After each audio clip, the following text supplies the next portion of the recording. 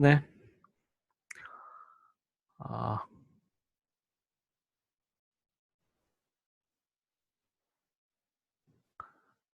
이강희 학생, 예, 참석. 김정호 학생, 해민박 학생, 김민성 학생, 정종찬 학생.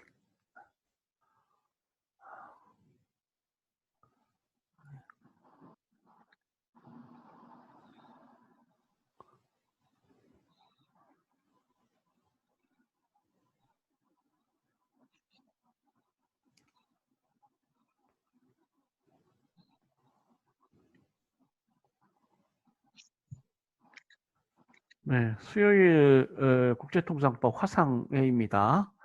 예, 참석해 주셔서 감사하고요. 지금 우리 수강생들이 예, 뭐 그렇게 많은 과목이 아닌데 지금 김정 학생, 송광훈, 김민성, 이강희, 정종찬, 박혜민 참석을 해주셔서 감사합니다. 네. 네. 뭐 강의 듣는 데는 별 지장이 없나요? 예, 이번 학기 제가 지금 4주차까지 비대면 강의라 강의 녹화본을 올려놨는데 뭐 별 특별한 문제가 없으면 좋겠는데요. 예, 무슨 제한 사항이나 또 질문하실 거 있으면은 뭐 자유롭게 말씀해 주시면 되겠습니다.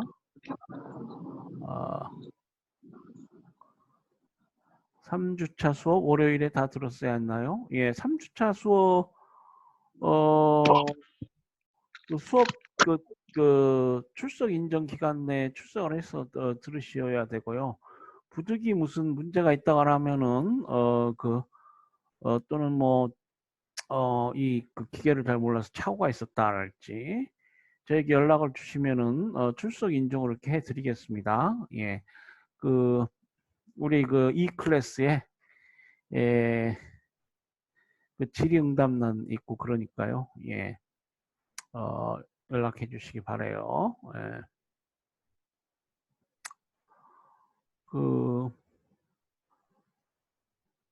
국제통상법 관련해서 뭐 4주차까지 공부를 했는데 이제 이렇게 얼굴을 보는 건 처음인 것 같아요. 그래서 아주 좋은 시간입니다. 제가 여러분에게 지금 이번 학기 국제통상법을 가르치고 있는 김기영 교수입니다. 반갑습니다. 과제는 예, 아마 9월 30일로 제가 기한을 두었는데 10월 10일인가요? 좀 늦게까지라도 제출하실 수 있습니다. 예, 너무 부담 갖지 마시고요. 뭐 한 2페이지 정도로 해가지고 A4 용지 4주간 배운 사항을 요약하고 뭐 느낀 점이 있으시면 해서 제출하시면 되겠습니다. 예,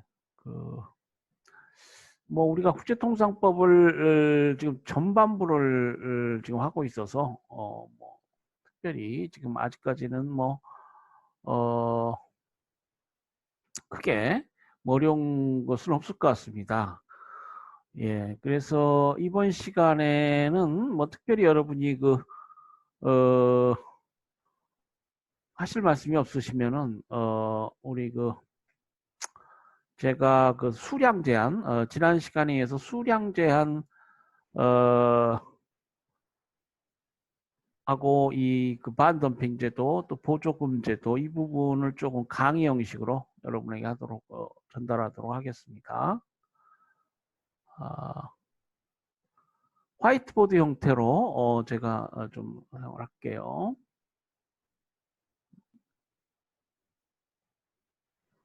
네, 화이트보드 잘 보이시죠? 예.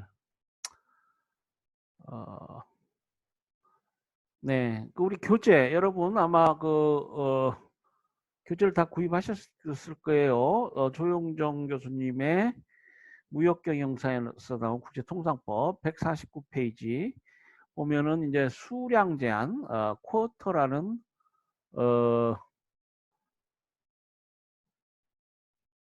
제목에 3절로 이렇게 되어 있습니다. 그래서 이 쿼터제에 관해서 알아보고, 이 가트법에서는 이 쿼터제 실시를 금지하고 있습니다. 원칙적으로. 가트법 제11조에 쿼터법 실시를 금지하고 있는데, 뭐 여러 예외가 있습니다. 뭐 국제수지 제한이랄지, 뭐 그러니까 국제수지 방어를 위한 예외랄지, 뭐 여러 예외가 있어서 그 예외적으로 쿼터제를 실시할 수 있는 경우가 있어요. 그래서 이 수량 제한 관련해서 좀 살펴보도록 하겠습니다. 자, 무역이 이루어진다라고 했을 때 이것은 이제 그 시장이라는 게 있을 것이고, 이 시장은 지금 WTO 체제하에서 이 시장은 말씀드렸다시피 자유 경쟁 시장, 완전 경쟁 시장의 어떤 패러다임을 추구하고 있습니다. 그러니까 자유무역 체제다. 우리가 그렇게 부르죠. WTO는 자유무역 체제다.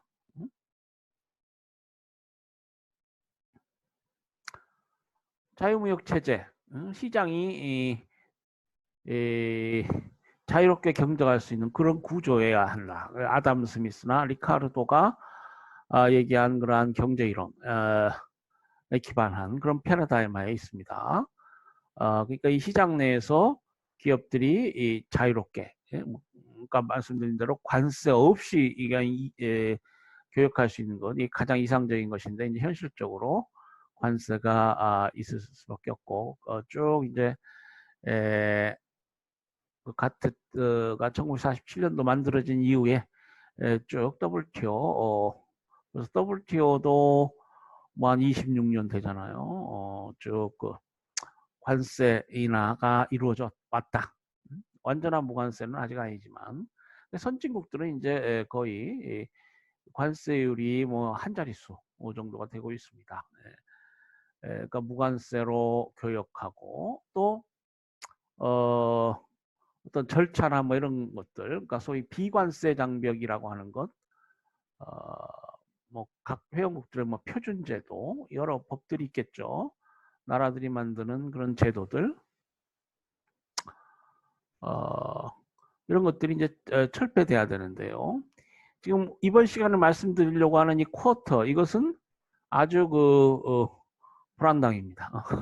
관세보다도 더 문제가 많은 그런 시장 규제예요.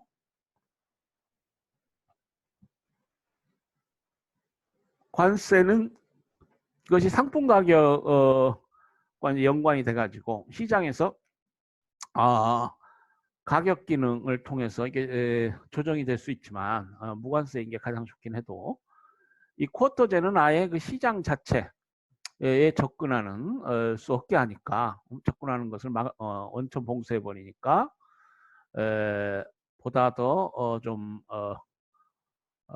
악질적인 그러한 규제고 자유무역 체제에 가는 해가 크다. 이렇게 설명드릴 수 있어요. 이 쿼터제는 이제 수량 할당 제도, 우리말로 하면 수량 할당입니다. 수량 할당. 수량 할당 제도인데 이 수량 할당 제도는 수입 수량 할당이 있고요. 수출 수량 할당인데 보통 쿼터제라고 하면 수입 수량 할당을 얘기합니다. 예. 이 수입 할당 제도는 이제 수입 상품에 대한 일정한 기준을 마련해서 일정 기간 동안 일정한 수량이나 금액의 범위 내에서만 수입이 허용되도록 하는 방식입니다. 이 쿼터제는 이제 관세는 보통 나라마다 이게 그 조세 입법주의, 조세 법률주의에 따라서 국회의 절차를 거쳐서 법률의 형태로 이게 있게 됩니다. 그에 비해서 이 수입 수량 할당 등 이 쿼터 제도는 행정부가 수량을 할당하는 그런 권한을 보통 갖게 됩니다. 그래서 쿼터 설정 관련해서 뭐 뒤에 나오겠습니다만은 국별 쿼터, 그다음에 뭐 글로벌 쿼터라고 하는 총량 할당제, 국별 할당제 뭐 등등. 요건데 어떤 쿼터제이든지 간에 이 행정부가 권한과 책임을 갖는 경우가 많아요. 그래서 보다 전략적이고 신속하게 즉시성 있게 할 수 있는 게 이 쿼터제입니다. 관세보다. 이 관세는 뭐 법률을 만들어야 되니까요. 뭐 여러분 뭐 잘 아시겠지만 뭐 법률 하나 만드는데 그게 쉬운 게 아니죠. 그러니까 이 나라들은 이 쿼터제를 좋아할 수가 있습니다. 그래서 국제수지 예외로 쿼터제를 실시할 수 있는데 국제수지 방어를 위해서 관세를 높이는 나라는 별로 없어요. 쿼터제는 시행해도.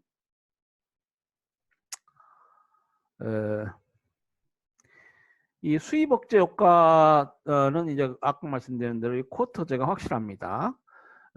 고율의 관세를 부과해도 이제 수입 억제 효과가 있겠지만은 이 공급과 수요의 가격 탄력성에 따라서 수입 억제 효과가 불확실할 수 있습니다. 그에 비해서 쿼타는 수입량을 국가가 정하기 때문에 효과가 확실하죠. 그 수입되는 양이 정해져 버립니다.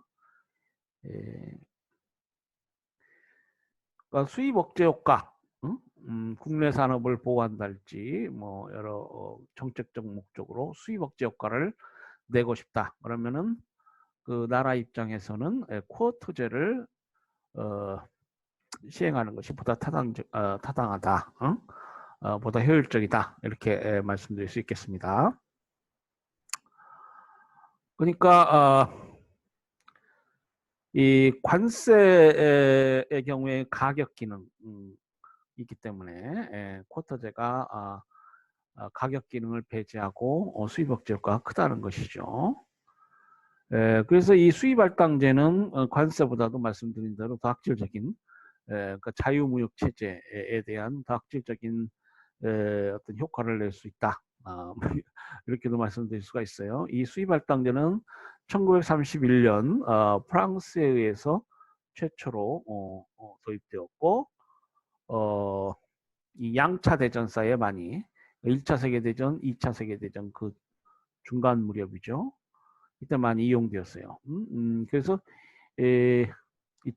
어떤 전략 물자, 군수품 생산이랄지 뭐 이런 거와 관련해서 뭐 그 당시는 유럽이 1차 세계대전이 끝나고 또 2차 세계대전이 발생할 수 있지 않느냐 이런 어떤 불안한 정적이었기 때문에 비밀 외교가 많고요. 또 국가들이 전략 묻자 군수품 생산에 있었던 여러 가지 경제, 그러니까 국가의 군사력이라는 건 뭡니까? 일종의 국력인데 뭐 인구수, 영토 뭐 등등 있죠. 이 경제력이 매우 중요해요. 과학기술 수준. 그래서 이 당시까지만 하더라도 이 고율의 관세 장벽, 그리고 이 수량 할당제를 통해서 어떤 자국의 정치 경제적 군사적 목적, 특히 이 군사적 목적을 달성에 그것이 행해지게 되면은 비밀 외교를 통해서 그래서 적국과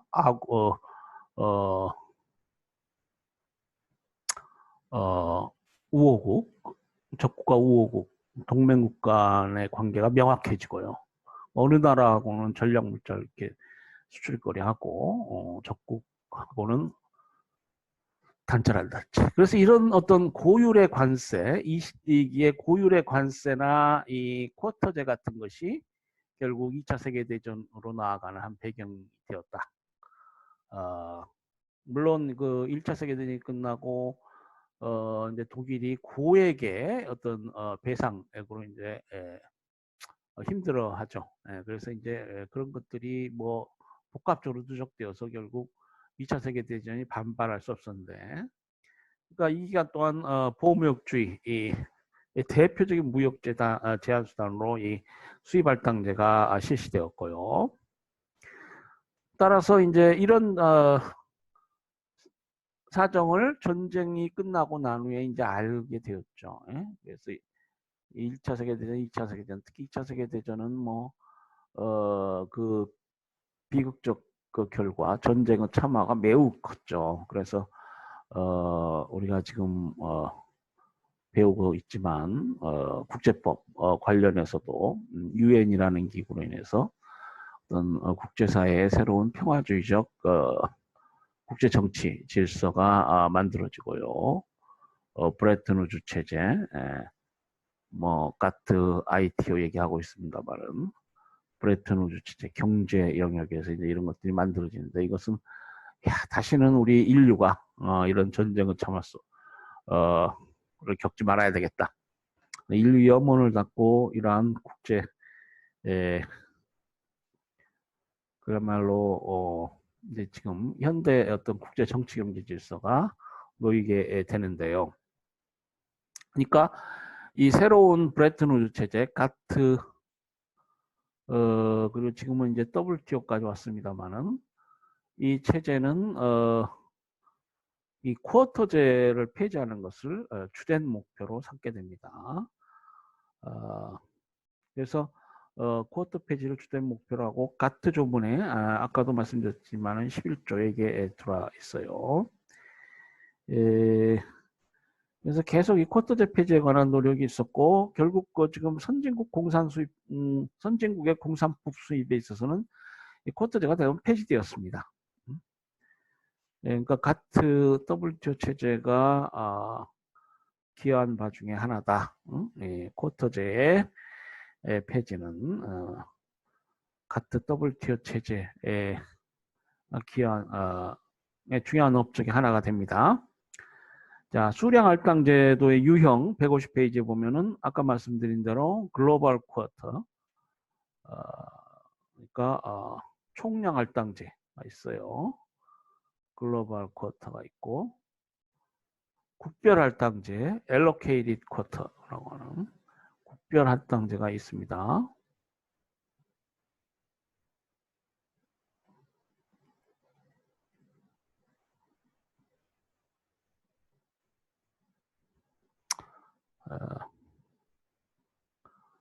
자, 총량 할당제는 외국으로부터 수입할 수 있는 전체 물량만을 정하고 국가별로는 할당하지 않는 것이죠.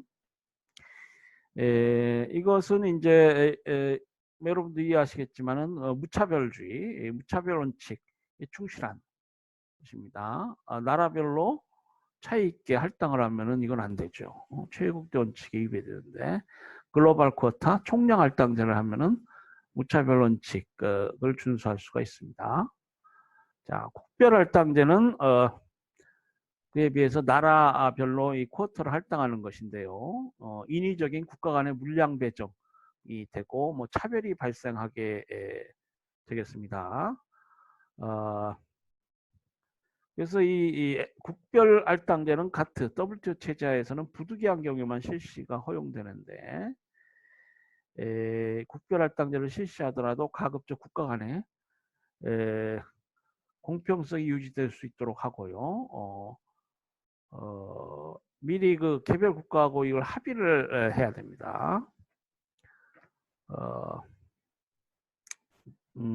그래서 공평성이 유지될 수 있도록 하는 어떤 절차를 설정할 필요가 있습니다.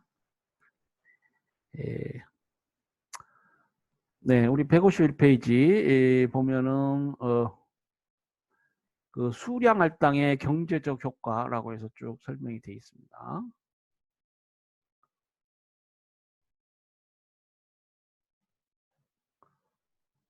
수량 할당의 경제적 효과. 152페이지 보면은 그래프도 있고요.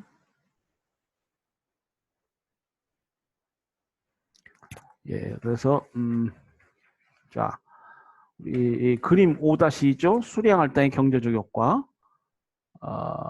쭉 제가 선을 잘 못 그려요. 수요 공급 곡선이 이렇게 있습니다. 수요는 디맨드라고 하죠. 그리고 공급은 S가 되겠습니다. 그러면은 이제 이 X축은 수량이라고 합시다. 물품의 수량. 그리고 아이고 이 종축 이거는 이제 가격 프라이스가 되겠습니다. 그래서 수입 상품 Y제가 있는데 이 가격이 이제 국제 가격이라고 하고 PI라고 했을 때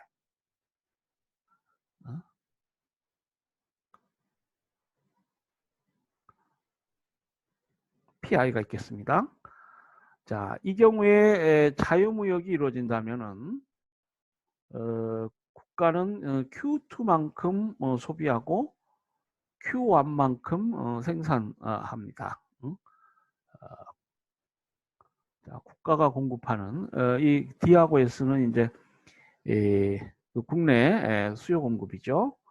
국가는 이 국제가격 P1 하에서 Q1만큼 공급 생산해서 공급합니다. 이때 국내 소비는 Q4가 되겠죠. Q2로 돼 있죠. 예, Q2가 됩니다. 그래서 Q2-Q1 이 부분만큼 수입을 해야 됩니다. 수입을 해서 그 공급과 소비를 맞춰야 되는데요. 이때 수입 쿼터를 부과해서 수입량을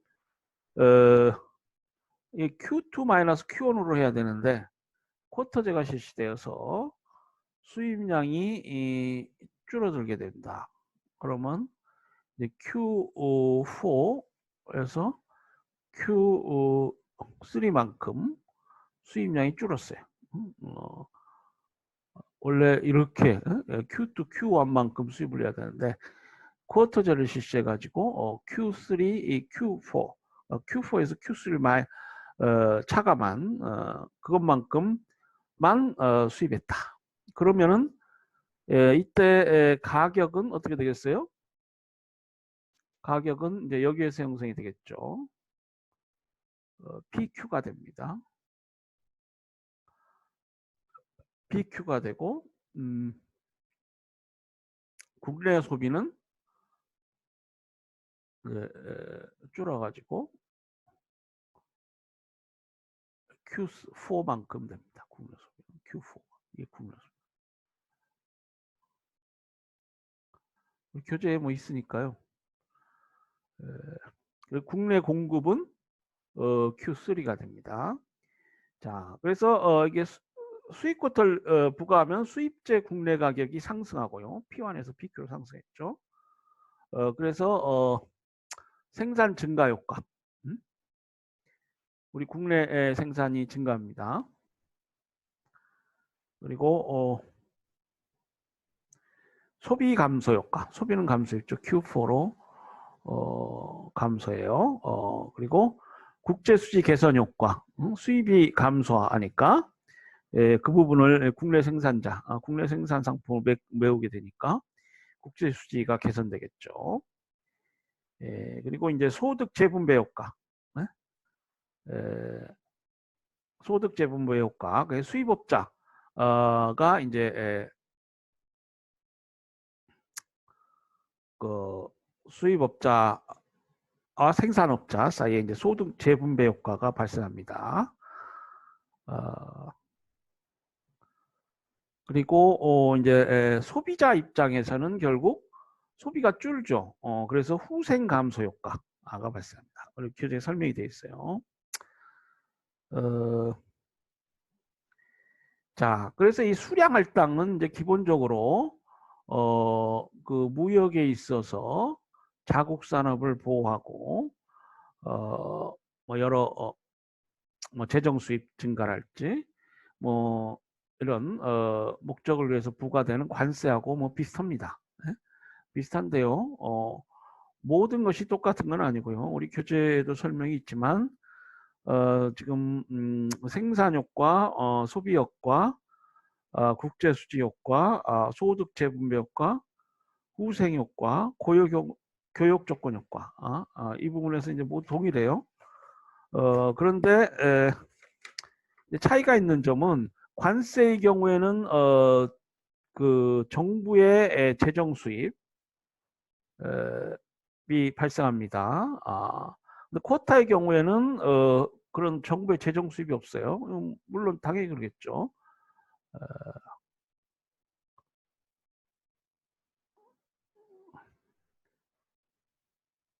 이 정부의 재정 수입에 해당하는 수입이 수입업자에게 돌아가게 됩니다. 수량할당의 경우에는 이제 수입 언젠가 나왔지만 요 C 부분, C 부분이 재정 수입이 되었는데 쿼터제가 실시되면 이 부분이 수입업자 수입이 된다는 것입니다. 그런데 정부가 수입을 독점하거나 수익권을 경매한달지 뭐 이럴 수가 있어요. 그런 경우에는 뭐 관세 부과로 인한 정부의 재정 수입 비슷한 게 정부의 그 수익이 기속될 수가 있겠죠. 뭐 그럴 수는 있겠습니다. 그렇지만 뭐 그렇지 않으면은 관세와 달리 수량할당은 정부의 재정 수입이 아니다. 자, 둘째, 수입 쿼타는 수입 제한 효과가 관세보다 확실하다고 그랬죠. 수입 쿼타는 수입 한도가 확정되지만 관세의 경우는 수출국에서 가격을 낮춰 수출하게 되면 국내 시장의 수입량은 줄어들지 않습니다. 자, 관세를 부과했다. 그래서 그 부과한 관세만큼 가격을 낮추면은 그 관세 효과가 없게 됩니다. 이런 경우에 그 수입 수량 할당제하고 비교해서 그 수입 수량 할당제가 결정적이죠. 결국 그 수입 억제 효과라는 점에서 결정적이게 됩니다. 그것이 이제 관세하고 좀 차이가 있는데요. 특히 그 수출 공급의 가격 탄력성이 매우 낮아가지고 수출국이 수입 관세만큼 가격을 낮춰 공급할 수도 있게 됩니다. 그렇게 되면은 교역 조건은 개선될 수 있는데 수입 차단 효과는 기대할 수 없겠어요. 그러니까 이런 경우에 외국에서 그 가격 그 관련해서 그 대응 할 수가 있습니다. 가격을 낮춘달지. 그러면은 수입 수량 할당보다도 수입 차단 효과가 불확실해질 수 있습니다. 그리고 셋째, 우리 교재에도 있지만 시장 구조가 완전 경쟁적일 경우에는 관세와 수입 쿼타의 경제적 효과가 동일합니다. 그런데 시장 구조가 독과점 구조일 때는 동일한 효과가 발생하지 않습니다. 시장이 독과점 상태다.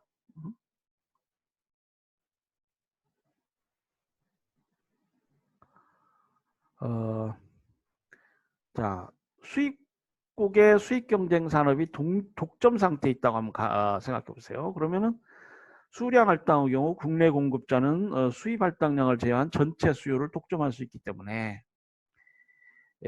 높은 가격을 설정해서 이윤을 극대화할 수 있겠습니다. 그러니까 시장을 독점하고 뭐 시장 지배력이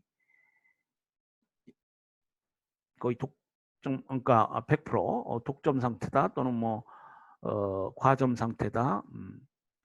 그러니까 시장을 지배할 수 있는 지위에 있다라고 하면은 가격 설정을 자유롭게 하겠죠. 그러니까 높은 가격을 설정해서 이윤을 극대화할 수 있습니다. 그러나 관세의 경우에는 가격을 일정 수준 이상 높인다. 이럴 수가 없어요. 그렇게 되면은 다시 또 외국 상품이 경쟁력이 있게 되죠. 그러니까 외국 상품의 수입이 증가하게 됩니다. 그렇기 때문에 관세의 경우에는 자신이 독과점적 지위에 있다 하더라도 가격을 일방적으로 올릴 수가 없어요. 그러니까 쿼터의 경우, 바꿔 말하면 쿼터의 경우에는 국내 독과점 구조를 유지할 수 있지만 관세의 경우는 유지할 수 없게 된다는 것입니다.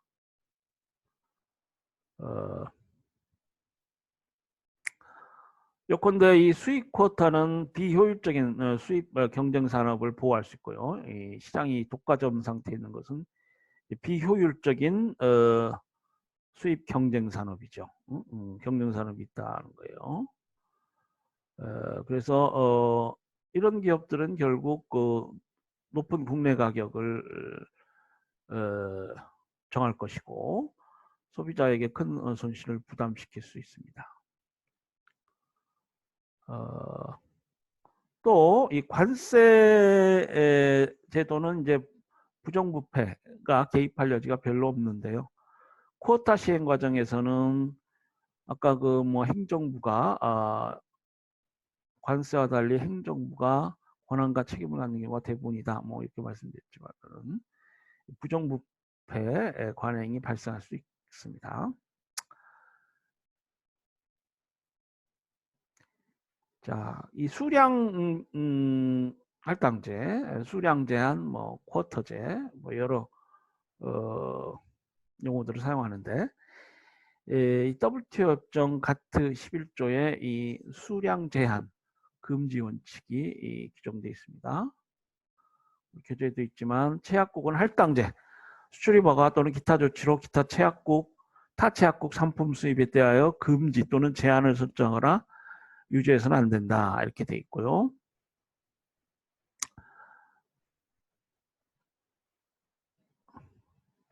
예외가 있어요. 예외적으로 가트 11조가 이제 수량 제한 금지고요. 원칙입니다.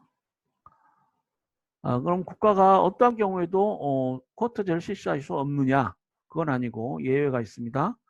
첫째, 식료품 등의 불가결한 물품 부족을 막기 위한 일시적인 수출 금지 또는 제한. 이 식료품이라는 건 그 일국의 어떤 보건위생 뿐만 아니라 결국 어떤 면에서는 이 죽느냐 사느냐 문제일 수도 있죠. 국민이 뭘 먹지 못한다. 그 문제입니다. 그래서 이와 같은 경우에는 수량 제한 금지 원칙 예외에 해당이 되겠어요. 특히 전시에는 이런 식료품, 식량 이런 것들이 전략 물자로서 매우 중요할 수가 있습니다. 자, 두 번째로 상품의 분류나 규격 적용에 따른 수출입 금지나 제한. 이거는 이제 소위 그 표준제도, 뭐 과학기술 이유로 인한 어떤 국가가 유지하는 표준제도, 뭐 규격 관련한 규제들. KS 마크가 붙었다. 옛날에 그런 말 많이 했죠. 코리안 스탠다드. 그러니까 나라는 뭐 여러 가지 이유로 이런 표준 제도를 설정하고 유지합니다. 예컨대 뭐 상품의 호환성, 부품의 호환성이랄지, 그러니까 진시황이 국가를 통일하고 처음 한 일이 뭐예요? 도량형. 중국에 있어서의 도량형. 도량형이라는 건 어떤 물건을 뭐 물건을 특정한 단위죠. 그걸 통일해야 돼. 그러니까 이 통상 행정을 하고 나라를 다스린다. 뭐 상품의 분류나 규격 적용 관련해서 아까 KS 마크 뭐 이런 얘기했지만은 통일할 필요가 있고 그러한 법 그리고 뭐 행정부 명령이랄지 이런 규칙 이런 것들을 가지고 있습니다. 따라서 이러한 목적을 위해서 뭐 수출입 금지나 제한 조치를 할 수 있겠습니다. 쿼터제를 실시할 수 있겠어요. 근데 이제 이런 것들이 불필요하게 복잡하게 돼서 그렇게 되면은 여러분 뭐 시험 어렵게 내는 교수님 별로 안 좋아하죠. 기업들도 나라가 이렇게 너무 복잡한 법 규정을 가지고 있으면 무역하기 어렵게 됩니다. 그리고 이것이 하나의 그 실제 정책 목적상 이런 걸 실시하는 것이 아니고 자국 산업을 보호하기 위해서 자국 기업들은 잘 지키거든. 그에 비해서 외국 기업은 이거 지키기 어렵고 그래서 어떤 위장된 보호무역 조치, disguised protectionism 뉴스가 있어요. 그래서 이런 데 해당이 되면은 WTO법에 일치하지 않는 그런 국내 조치가 됩니다. 그래서 지금 1970년 도쿄 라운드 시절 시대 때부터 소위 기술장벽 협정 독립된 협정으로 지금 돼 있지만은 이러한 비관세 장벽 이런 것들은 이제 기업이 맞닥뜨림에 있어서 무역하기 어려운 것이죠. 근데 그 관세가 높게 부과되는 그런 게 아니고 그 법 규정이 복잡해 가지고 무역하기가 어려운 것들입니다. 그래서 이런 걸 우리가 비관세 장벽, 난 테리프 베리어라고 하는데 이 수량 제한 금지 그러니까 이것이 위장된 보호무역주의적 정책이 아니고 그야말로 나라가 필요해서 이런 법이 있고 그 법 목적을 달성하기 위해서 수량 제한 쿼터제를 실시할 수 있습니다. 또 농수산물의 경우에도 이제 특별 조치 필요가 있을 때 쿼터제를 실시할 수 있어요. 그리고 우리 교재에도 있지만 국제수지 방어. 나라가 파산하게 생겼다. 우리 IMF 있잖아요. 우리나라 지금 국제수지는 많이 개선됐습니다만은 과거에는 못 살 시절에만 해도 외환보 요구가 낮았어요. 그래서 수출 입국, 수출해야만 산다. 국제수지가 중요한 현안이었습니다. 지금도 개발도상국들은 이 국제수지 문제가 많고요. 이 국제수지 방어를 위해서 쿼터제를 실시할 수 있습니다. 그리고 개발도상국이 행하는 수입 제한, 개발도상국의 경우에는 우대 조치를 할 수 있다. 그러니까 여러 협정에서 개발도상국을 특별 우대하는 그런 규정들이 있습니다. 쿼터제 시행 관련해서도 18조에 보면은 개발도상국 쿼터제를 일정한 요건 하에서 쿼터제를 실시할 수 있어요.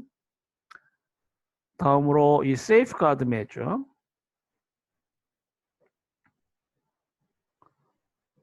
긴급 수입 제한 조치라고 하는 겁니다. 이와 관련된 이제 협정도 뒤에 나오겠습니다만은 독립된 협정이 있어요. 제19조 긴급 수입 제한 조치가 가능한 경우에 쿼터제를 실시하고요. 그다음에 이제 상대국이 이 WTO 협정을 위반했다 해가지고 다퉈가지고 그 대응 조치를 할 때 쿼터제를 실시할 수 있습니다. 자신도 WTO 협정을 일부 준수하지 않겠다. 상대국에 대해서 그 의무를 제대로 이행하지 않은 상대국에 대한 대응 조치 23조에 있습니다. 그리고 웨이버 면제였죠. 웨이버를 통해서 가트 제11조 의무를 다하지 않을 수 있어요. 수량 제한을 할 수 있다는 겁니다. 예외죠. 이 4분의 3 동의를 받아야죠. 다음으로 20조 일반적 예외 일반적 예외에 해당하는 경우에 그 쿼터제를 실시할 수 있고요. 우리 교재에도 있지만 이제 21조 국가안전보장 목적으로 쿼터제를 실시할 수 있습니다. 그러니까 가트에서는 기본적으로 이제 쿼터제를 금지하고 있는데 많은 예외를 허용하고 있습니다. 그래서 이 쿼터제는 어떤 국가 목적을 달성하기 위해서 관세보다 효율적이죠. 그 국제수지 방어를 위해서도 이 관세보다는 쿼터제를 당연히 사용합니다. 우리 교재 그에 관한 설명이 쭉 나와 있습니다. 자, 쿼터제를 운영한다라고 했을 때도 최애국대 원칙을 준수해야 되고요. 예.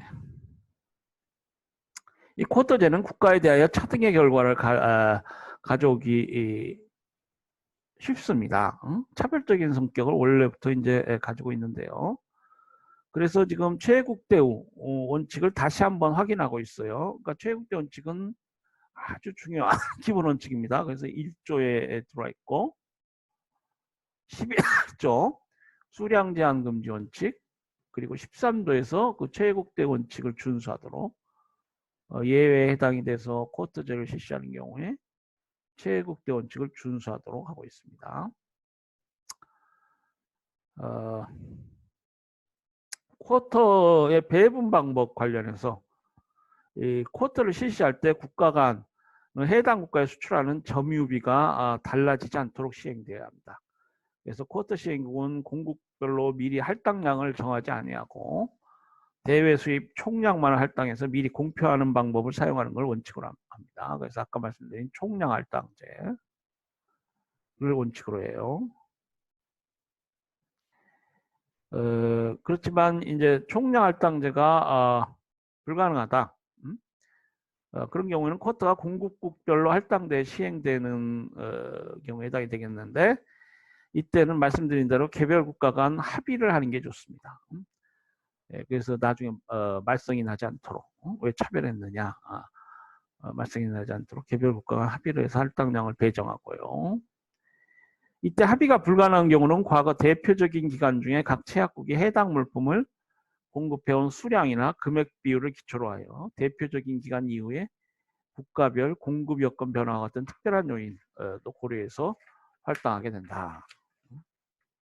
그래서 그렇게 할당하도록 지금 우리 카트법에는 규정이 되어 있습니다. 네. 자,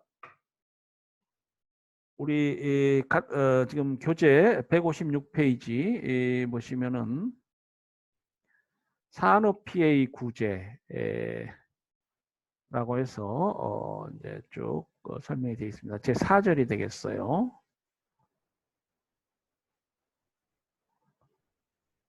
산업피해 구제는 이제 외국 그리고 외국 기업의 일정한 WTO 법상 허용되지 않는 그러한 행위로 인해서 국내 산업이 피해를 입은 경우에 그걸 구제하는 제도가 되겠습니다. 말 그대로 산업피해 구제. 이때 산업은 국내 산업을 얘기하고요. 그걸 구제한다. 자, 외국 기업, 외국이 잘못한다는 건 뭐에는 두 가지 유형인데요. 덤핑 행위, 덤핑 행위와 이에 대응하는 반덤핑 제도가 있습니다. 덤핑에 대응하는 그런 조치죠. 덤핑 행위는 이제 뭐 경제학자들은 뭐 이게 뭐가 나쁘냐? 극단적인 자유주의 경제학자들은 기업이 마음대로 가격을 정할 수 있다. 그리고 이 덤핑 행위로 해서 소비자가 그 소비자의 복지가 증대된다. 그러니까 후생 효과가 있다. 그러니까 그렇게 나쁜 것이 아니다.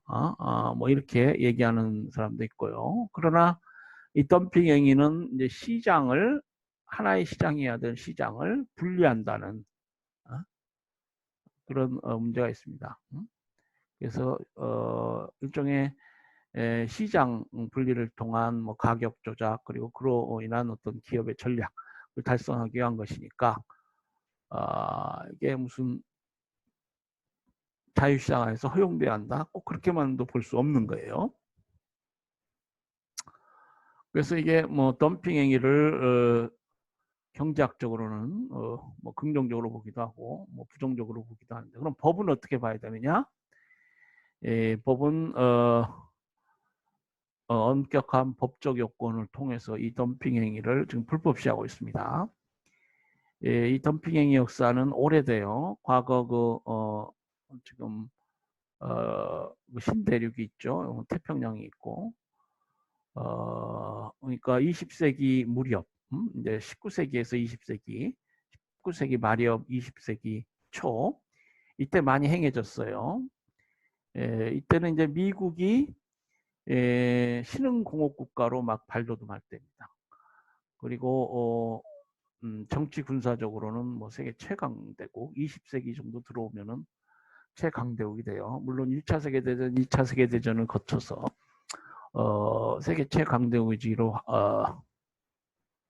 보다 확실히 하고, 더 나아가서 1956년인가요? 그 이집트의 수에즈 운하 국유화 사태 때, 그러니까 구세계 패권은 이제 우리가 영국, 프랑스 뭐 이렇게 얘기하는데, 이집트 수에즈 국유화 사건으로 인해서 이제 이 상징적으로라도 이렇게 존재하고 있던 그러한 영국과 프랑스의 세계 패권이 이제 완전히 종식을 하고, 물론 영국과 프랑스는 아직도 UN 안보리 상임이사국입니다.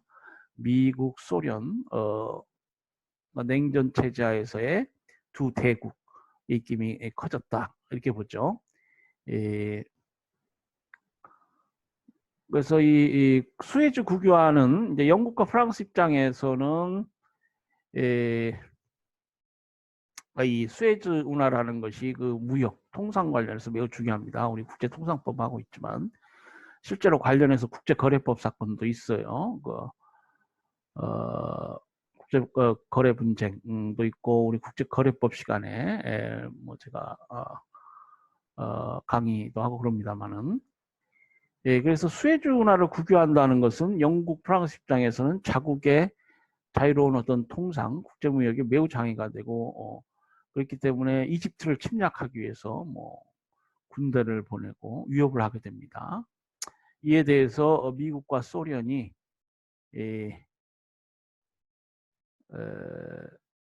그 영국과 프랑스의 어떤 위협이랄지 군사적 긴장 조성을 반대하게 됩니다.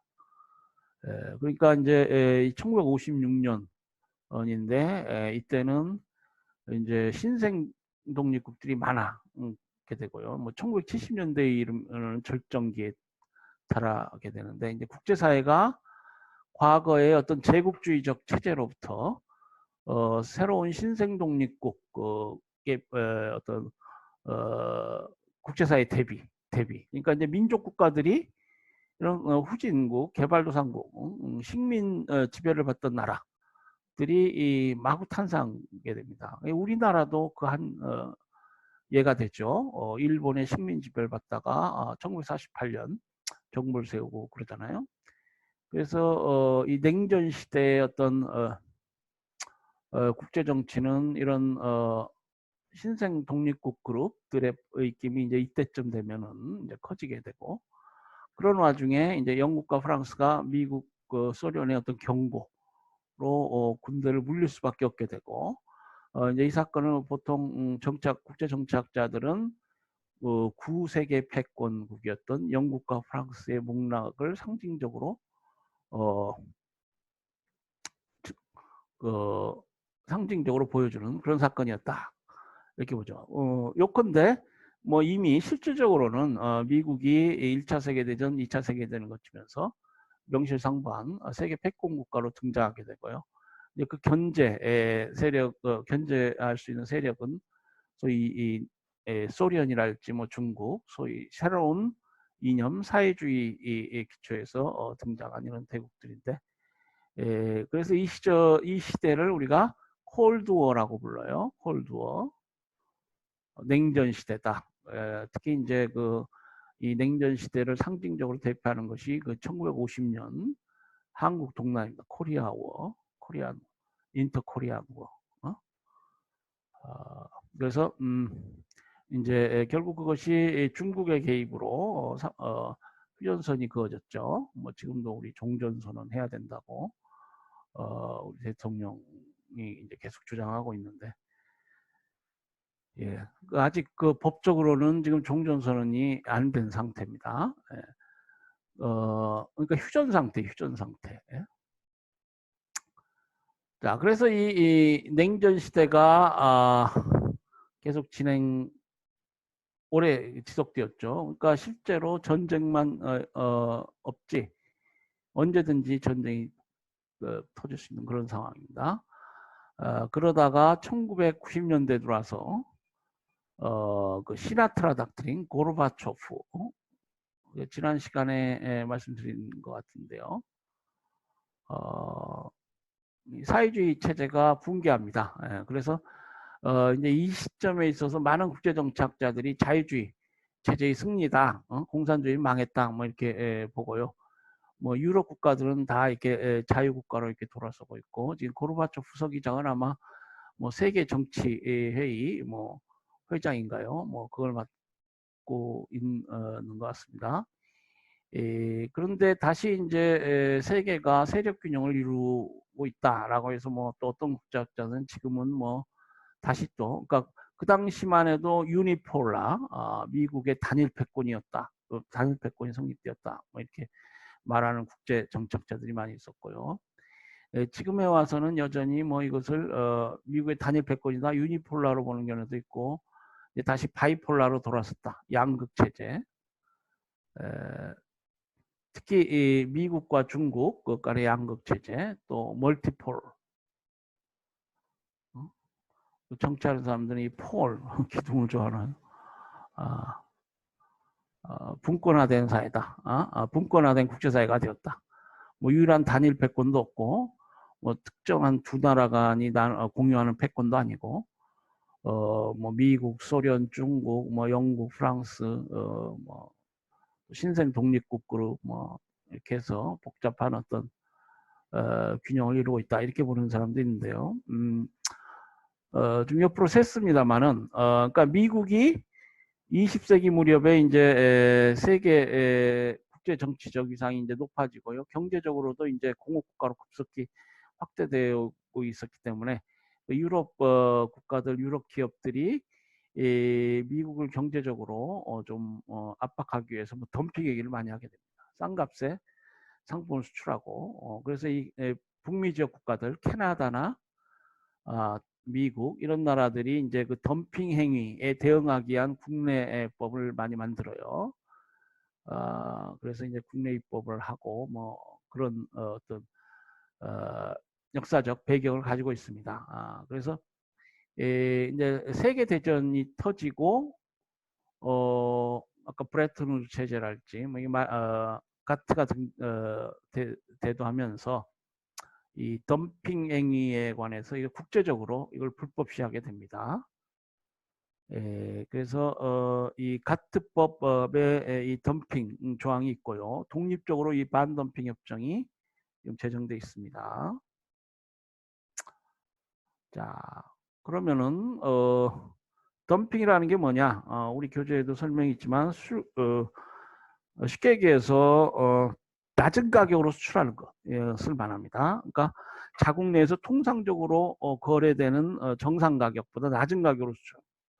그러니까 낮은 가격으로 수출한다. 이게 덤핑이기 때문에, 그럼 뭘 기준으로 이게 낮은 가격으로 수출했느냐? 이걸 비교할 수 있는 가격이 있어야 되는데, 그게 이제 정상 가격입니다. 정상 가격. 이 물품의 정상 가격. 이거는 이제 국내 시장, 에서의 정상 가격을 의미합니다. 바르다, 노멀 프라이스, 산 정상이 아니고 정상. 그런데 수출할 때는 낮은 가격으로 수출한다, 그런 것입니다. 그리고 이 낮은 가격으로 이걸 수출하기 때문에 결국 이 시장을 분류하고 가격을 인위적으로 조작하는 행위를 말합니다. 그래서 이제 경제이론의 측면에서 보면은 일반적으로 분리된 두 개 시장, 이 시장에서 가격을 차별을 해서 판매하는 행위, 이걸 덤핑이라고 한다, 이렇게 보겠습니다. 그리고 보통의 덤핑은 이제 국내 가격, 수출국 국내 가격과 수출 가격이 다른 경우, 비교해서 수출 가격이 낮은 경우, 물론 이 높은 수출 가격이 예외적으로 높은 경우에도 이걸 덤핑으로 덤핑의 범주 내에 든다. 이렇게 보는 그러니까 광의 덤핑이겠죠. 근데 보통 덤핑하면 이 낮은 가격으로 수출하는 경우를 말합니다. 높은 가격으로 수출하는 덤핑을 우리가 리버스 덤핑, 역 덤핑이라고 부르겠습니다. 리버스 덤핑.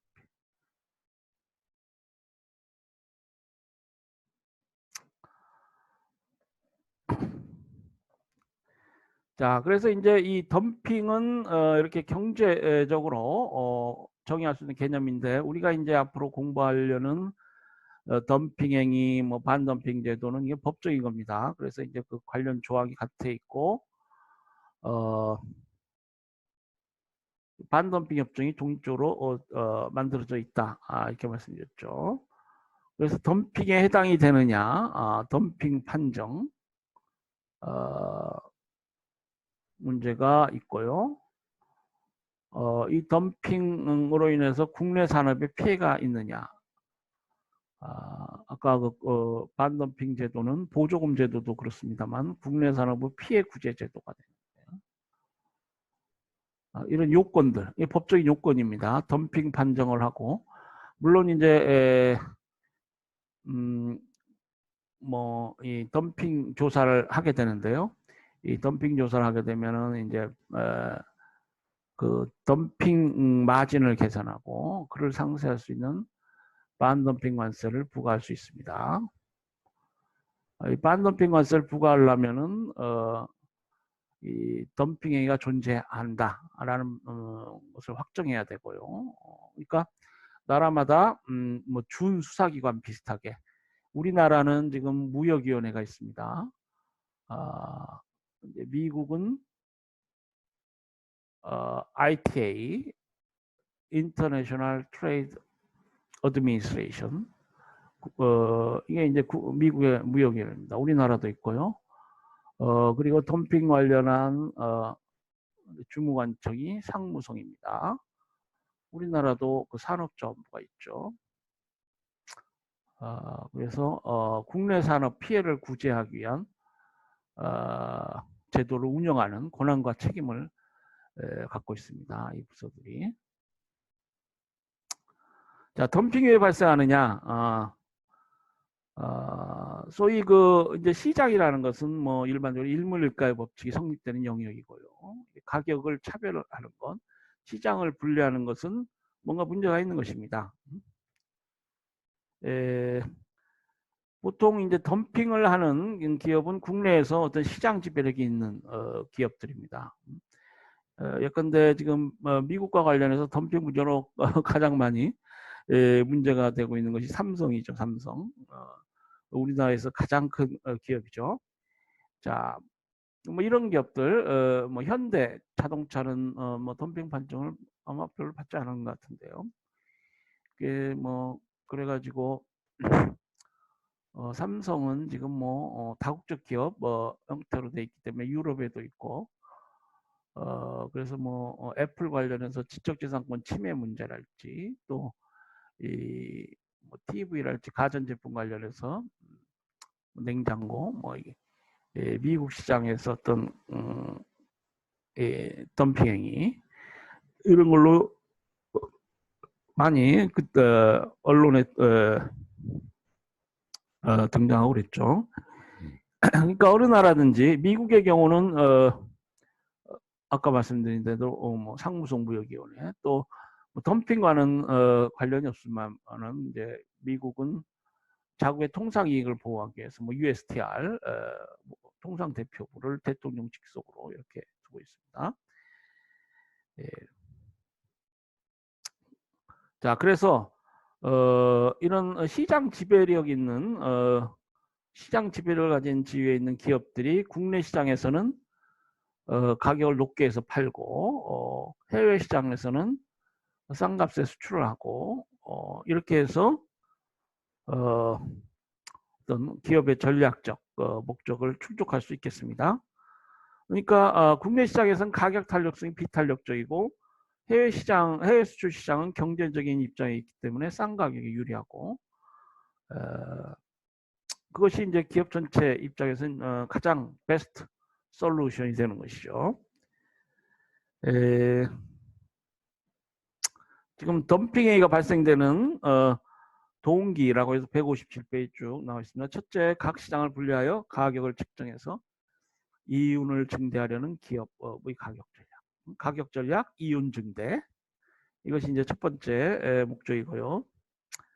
국내 가격을 유지하기 위한 목적으로 국내 잉여분을 해외에 연가 처분하는 경우. 잉여분이 있다. 이것이 계속 잉여분으로 남아있으면은 국내에서 계속 가격은 떨어질 수밖에 없습니다. 그래서 이것을 해외에 연가 처분하자. 뭐 그런 경우가 있을 수 있겠고요. 해외 시장에서의 신규 진입 전략 하나로 덤핑이 이용될 수 있겠습니다. 지금 새로이 그 해외 시장에 진출해야 되는데 이게 정상 가격으로는 이게 진입하기가 어렵다. 그러니까 일단 덤핑 가격으로 낮은 가격으로 소비자에 접근하고 일정한 시장 점유로 시장 진입에 성공하면은 가격을 정상가로 복귀시킨다는 것입니다. 그리고 넷째, 뭐 해외 수출 시장에서 경쟁자 제거를 목적으로 덤핑이 이용되기도 합니다. 그래서 낮은 가격에 물품을 수출해서 경쟁 관계에 있는 기업을 도태시킨다는 것이죠.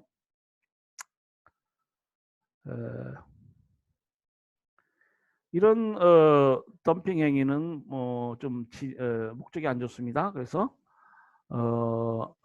프리데이토리 덤핑이라고 이렇게 부릅니다. 약탈적 덤핑, 우리말로 하면 약탈적 덤핑이 되는데요. 약탈적으로 낮은 가격으로 수출을 해가지고 그 경쟁자를 축출한다는 것이죠. 시장에서 축출하고 이제 시장 지위가 안정이 되면은 가격을 더 높게 책정한달지 한다는 것입니다. 자, 우리 교재에 덤핑에 대한 경제적 효과라고 해서 이렇게 그림으로 이렇게 설명이 되어 있습니다.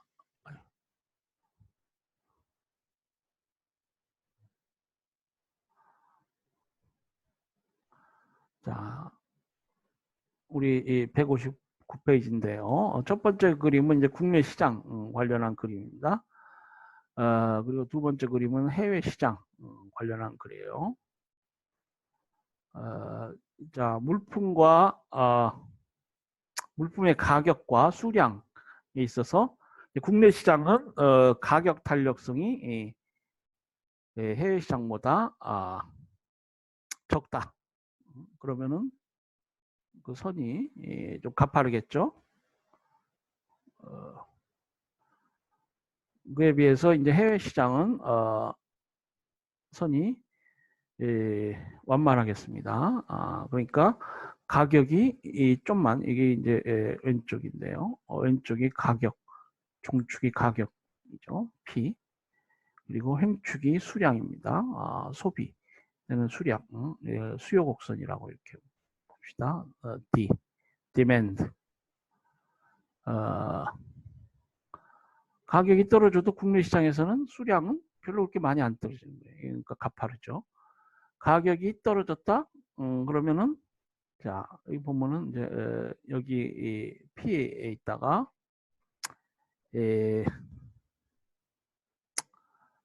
요거를 낮게 했다. MC. MC라는 건 마지널 코스트입니다. 한계 비용. 그래서 물품 하나를 더 생산하는데 드는 비용. 이거는 이제 쭉 수직으로 이게 보자 이 말이에요.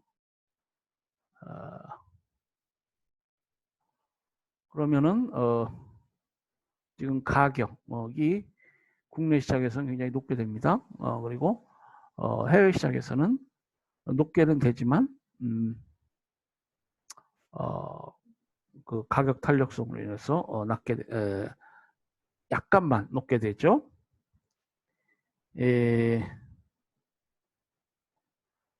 그래서 이제 우리 교재도 있지만 이게 MR이에요. MR은 마지널 레비뉴, 한계 이윤입니다. 이 한계 비용하고 한계 이윤이 만나는 이 점에서 이제 생산자들은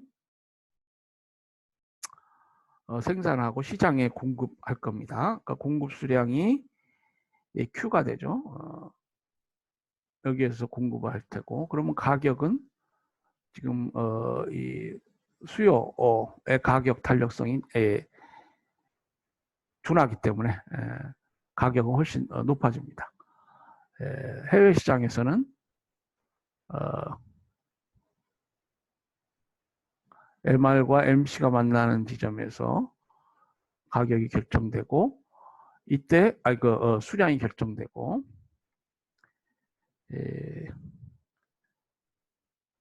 그 공급 수량이 Q, 우리 교재에는 이제 Q 뭐 에스터리크 이렇게 돼 있는데, 여기서 결정이 되고, 가격은 이제 수량이 이렇게 되면은 그 수요의 상황에서 P가 가격이 됩니다.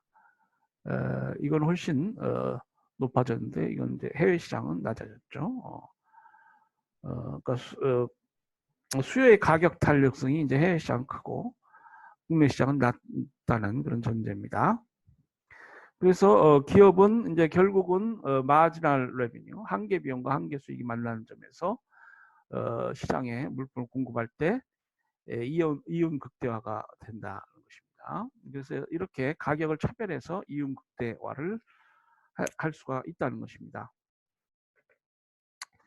자, 덤핑에 대한 국가 입장. 아까 뭐 말씀 많이 드렸으니까 그 국제 정치적으로 이때 또 경제적으로 이 덤핑을 어떻게 보느냐 뭐 이런 문제가 있고요. 그 밖에 수출국, 수입국 입장에서 이걸 보면은요, 대체로 수출국보다는 수입국이 이제 부정적 영향을 많이 받습니다. 그래서 덤핑 조사라고 국내 산업 피해를 구제하려는 나라들이 이제 수입국이 됩니다. 수출국 입장에서는 양적인 측면에서 수출이 증가하고 이에 따라 산업 생산이 증가하고 국내 고용 증가가 이루어지고 해당 산업이 발전하게 되고 뭐 그런 효과가 있고요. 반면에 수입국은 양적인 측면에서 수입이 증가하고 이에 따라 국내 산업 생산이 감소하고 국내 고용이 줄게 되어 해당 산업이 위축된다. 그러겠죠? 그러니까 수입국에 좀 불리하다. 이렇게 볼 수 있겠습니다. 또 반대로 수출국에 부정적인 효과가 있을 수 있고 수입국에서는 긍정적 효과가 있을 수도 있습니다. 덤핑 수출이 수출국 교육 조건을 악화시키고 수출국 물가를 상승시키고 뭐 소비자 후생 수준을 감소시킬 수 있겠습니다.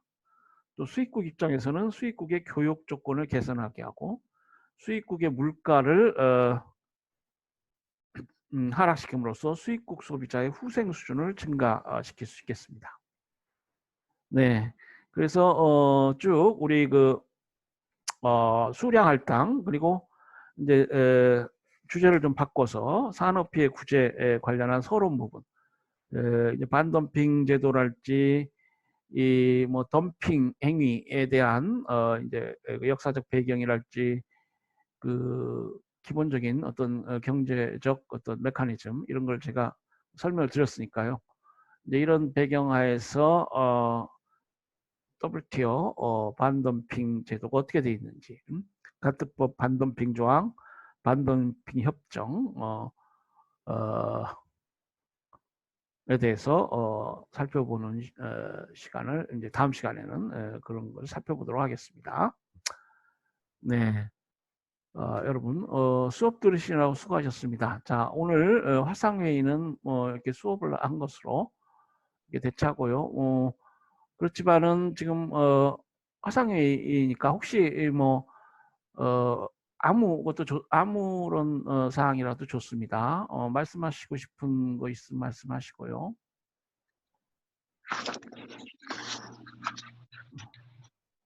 네.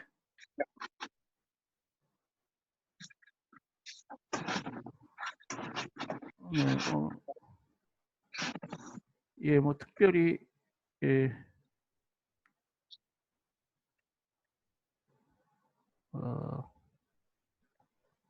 네, 김민성 학생, 3주차 수업을 안 들었어요? 날짜를 착각했어요? 3차시까지만 들었어요. 예, 제가 한번 확인해보고, 예,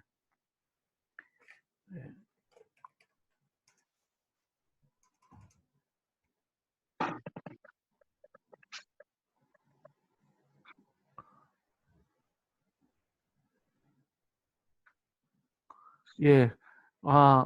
예, 제가, 김민수 학생, 예, 에,